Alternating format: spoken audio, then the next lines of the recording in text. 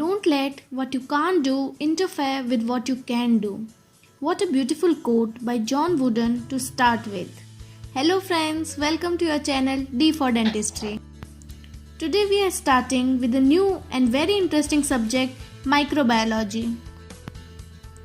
If you haven't seen our Physiopath practical series yet, click on the I button right now to access the subject. Guys, we have prepared an outline about what all we will cover in microbiology section through our videos. Trust me, all these topics are really going to help you. So let's get started. We will be covering in following sequence.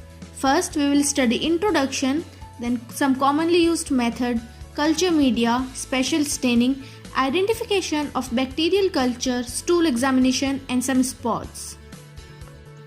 Starting with introduction, we are going to study some practical instructions for working in microbiology lab.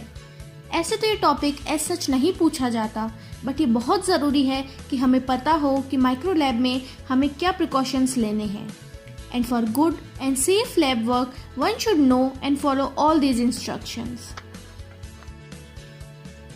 First, always wear a white coat or gown while working in the laboratory.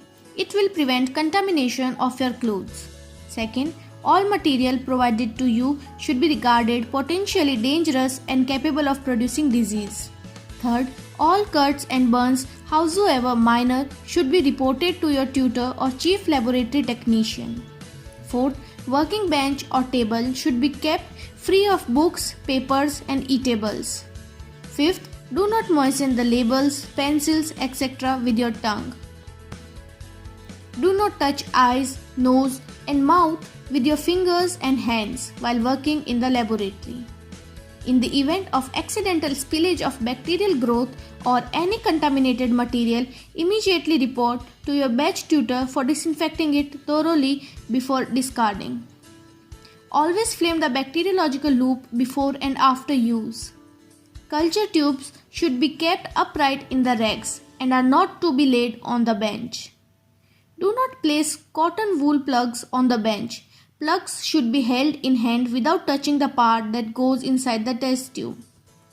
While transferring culture material from wire loop onto your slide, take care that it should not fall off the wire loop. If the wire loop contains infective material, heat it slowly to avoid spurting. Test tube mouth should be flamed immediately before and after use in case of handling liquid culture. Put used slides, cover slips and other contaminated material in disinfectant jar. Do not sit on the tabletops. Do not eat in the laboratory. Students with long hair should tie them at the back properly to avoid risk of contamination and catching fire.